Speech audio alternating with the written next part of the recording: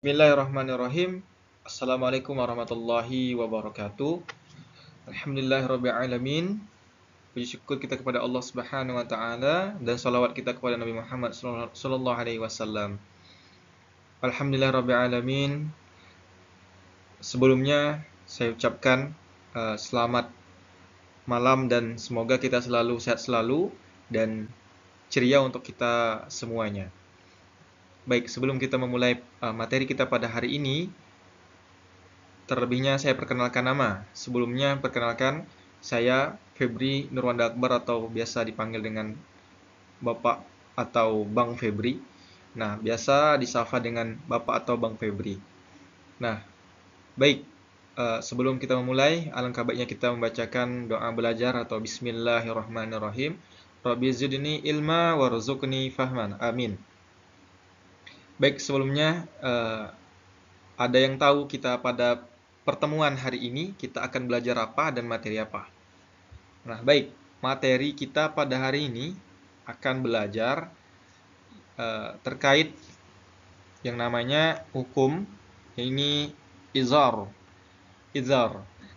Mungkin adik-adik atau teman-teman sudah tidak asing lagi dengan yang namanya hukum bacaan izhar. Ini adalah hukum bacaan dalam tajwid yang dimana secara singkat atau dibaca dengan jelas. Jelas yang bagaimana? Nah, tentu kita akan memahaminya apa yang dimaksud dengan izhar dan apa saja contoh-contohnya. Nah, izhar itu adalah hukum bacaan dalam ilmu tajwid yang mewajibkan pelafalan nun mati. Ingat, huruf nun mati atau tanwin baik itu dhammah, dhammah, baik itu dhammah tain, baik itu fathah tain, kemudian kasrah tain, maka ini semua dibaca dengan hukum bacaan izhar, yakni dengan jelas dan tanpa dengung, yang dimana dengung itu kita kenal dengan gunnah. Nah, ketika bertemu dengan huruf-huruf tertentu. Nah, hukum izhar itu terbagi menjadi 3. Yang pertama, adik-adik, kita akan mengetahui atau memahami apa itu izhar khalqi. Nah, baik. Mohon untuk mendengarkan ketika saya menjelaskan ini, adik-adik pahami, santai. Nanti saya tanyakan kembali apa itu, dan kemudian nanti siap-siap siapa yang akan diberikan untuk kesempatan untuk menjawab atau nanti tugas. Nah, baik, izhar khalqi.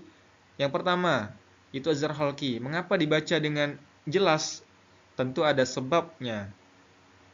Sebabnya terjadi apabila nun mati atau tanwin bertemu dengan salah satu dari huruf huruf khalqi atau huruf izhar yang dikenal dengan huruf 6, di mana ada ain, ada ha, ada ain, ada ha, ada gha, dan ada kha.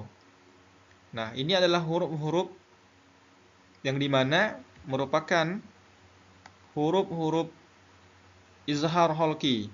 Maka kita harus membacanya dengan jelas. Nah, bagaimana contoh bacanya? Bagaimana? Nah, ini contohnya. Ada man ana. Mengapa dibaca dengan jelas? Man ana, di mana huruf nun ini bertemu dengan huruf a, huruf hamzah. Nah, maka ia dibaca dengan jelas. Nah, apabila huruf nun mati ini, huruf nun bertemu dengan 6 huruf yang di atas, maka dibaca dengan salah satu jenis huruf izhar khalqi. Baik, jelas semuanya? Baik, selanjutnya kita akan memahami, mengenali huruf bacaan tajwid yang namanya izhar mutlak atau izhar wajib. Nah, mengapa disebut dengan izhar mutlak atau izhar wajib? Kita harus mengetahui itu. Ini sebabnya, di mana terjadi jika nun mati bertemu dengan huruf waw atau ya. Ingat, huruf nun mati itu bertemu dengan waw atau huruf ya. dalam satu kata yang sama. Jika berada di dua kata yang berbeda, maka hukumnya berubah. Ingat, ini ada kesamaan sedikit dengan huruf idgham bi gunnah, di mana izhar mutlak ini dibaca dengan satu kata yang sama. Apa saja hurufnya tadi? Hurufnya ada dua, ya ini waw dan ya. Nah, bagaimana contohnya? Contoh katanya, contoh kata yang kita bisa temukan dalam ayat Al-Quran itu ada ad-dunya, kemudian ada bunyanun. Nah, ada huruf nun mati bertemu dengan huruf ya dalam satu kata, kemudian huruf nun mati bertemu dengan huruf ya.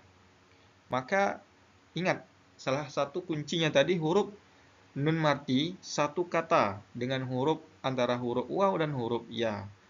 Nah, selanjutnya kita akan mengenali hukum izhar yang ketiga. Adalah hukum izhar. Nah, tadi huruf selain seluruh huruf hijaiyah selain huruf min dan ba. Nah, contohnya bagaimana? Contohnya pada ayat Al-Qur'an yang kita temukan itu ada la'allakum tattaqun. Di antara ini yang kita ketahui mengapa itu bisa terjadi karena ada huruf mim mati bertemu dengan huruf ta. Nah, huruf ta selain dari huruf mim dan ba, dan huruf mim mati bertemu dengan huruf ta sehingga dibaca dengan jelas tanpa didengungkan. Maka cara bacanya ini termasuk di dalam jenis hukum bacaan izhar syafawi. Baik, pada malam hari ini kita setelah mempelajari atau mengenali 3 hukum bacaan izhar syafawi, izhar halqi atau izhar mutlak. Baik, selanjutnya tentu setelah Bapak jelaskan atau Abang jelaskan, maka tidak hanya kita memahami materi, tetapi adik-adik juga harus mencari tahu, mempelajari, mengenali dengan cara adik-adik itu sendiri. Di mana kita punya tugas. Apa saja tugasnya? Nah, tugasnya buatkan satu contoh dari masing-masing hukum bacaan izhar tadi.